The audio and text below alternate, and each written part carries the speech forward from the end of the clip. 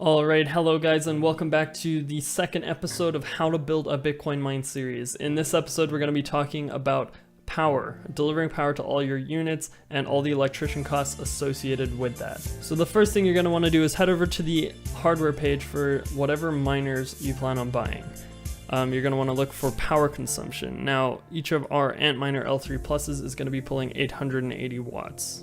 So after figuring out how many watts at the wall your mining hardware is going to be pulling, you're going to want to head over to a watts, volts, amps, ohms calculator, plug in how many watts each unit pulls, what is the voltage of your circuit. For us it's 220, and the rest autofills here. So each unit is going to be pulling 4 to 5 amps based on efficiency. Now what this tells us, guys, is what you are limited to in the area that you want to set up your miners. So for me it was the garage, and we only had a 30 amp number 10 cable going out to there. Now when you're under heavy load 24/7, you're only gonna want to go to about 80% of the rating of that wire. Now for us, that was about 20 amps total that we could run 24/7 out to my garage. So we had to get our electrician to come in and upgrade that to a 50 amp cable. Now on 50 amps, 80% of that is 40 amps. That means that if we allow 5 amps for each miner, we could have up to 8 miners running 24/7 in my garage. Now the next thing I had to think about is what type of plugs we're going to be installing in the garage. Now this depends on the power supply that you're going to be buying, but this is the power supply we are buying, and if I scroll down here, it says that it runs at 200 to 240 volts, so in my area that would mean 220 volt circuits. Now taking our amperage and our voltage into account, I decided to ask them if they could install 620 plugs onto our power supplies that we are ordering. They said that is an excellent choice for this current level, so that is what I will be asking for. Now what that means is this is the outlet type that I will be installing at the back of our garage, and I'll be installing 4 of those, as each of these power supplies can run 2 Antminer L3 Pluses. Alright, the rest of this video is going to be outside, and it's going to be showing all the work I had to do to have our electrician upgrade the amperage and the breaker box to our garage. Alright guys, so this is my backyard, that's my house, and this is the garage. So what we've got currently is 2 conduits that run only a number 10 wire out here, supplying this entire garage with only 30 amps.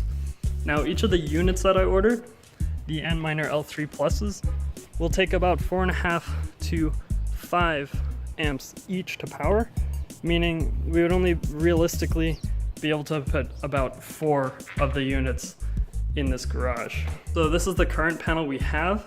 Now the electrician is going to come in and he's going to run a wire along this white line, number 8 wire, that will supply 50 amps of power to the garage. And I am currently starting to dig a 2-foot deep trench to run the wire along. So I'm just going to keep digging this trench, and I'll give you updates as I work along, let you know how hard it is. I'm not even sure yet. Alrighty, so it's been about an hour, and this is the progress I've made so far. Now this trench actually has to be 2 feet deep, so I'm only about 8 inches deep right now. And I'm just kind of breaking topsoil here. Got a little bit further to go, maybe 10 feet here, and then I have to cross under this and into the garden here. So here we are, 10 minutes after the last clip. I've made it all the way to our sidewalk, and my next move is I have to harvest and transplant all of these tomatoes that we have here. And actually under there, that is where the old power line to our garage went. We're just going to be mounting the new one right around here, a foot in from the corner. So I'll give you an update once I have moved all these tomato plants. Alright, we got progress all the way to the garage again. And this is what we got in here so far. And then the cable's just going to go in the wall right there. This still has to be 2 feet deep. I'm not sure how much further that is. I'll have to grab a tape measure. But holy, this is quite a bit of work, guys, but hopefully it pays off. Alright, so it's about a week later. The trench is dug and the electricians are here now. They are in the garage upgrading the panel, but they don't want to be in the video, so we'll respect their privacy. Yeah, and so basically guys, they're upgrading the power right now. They're gonna have to turn the power off for the whole house, so I'm just getting this quick video in. The panel's gonna be upgraded. They're gonna run the wire in the trench, and then we gotta get it inspected. All right, so the electricians are gone now. This is what they installed. Conduit all the way up to there. Wire, wire, wire. All this wire. All the way down here. Another conduit up, in, and in here. They've upgraded the box. Now this is Ethernet. Actually, that's old cable. This is Ethernet. And this is the new box that they just put in with plenty of room for new breakers. 20 amps that I'm gonna hook into, 20 amp that I'm gonna hook into. And it's gonna run along here to where we're gonna have the Bitcoin miners.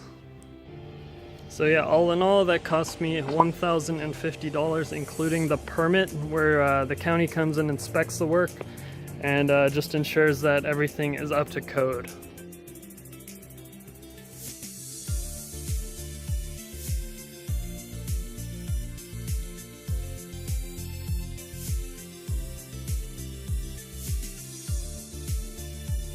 Alright guys, there it is.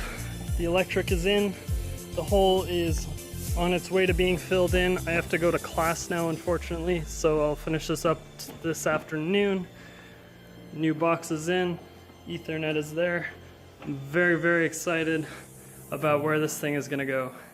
Alright, so final clip. It's the end of the day now. Wiring is in.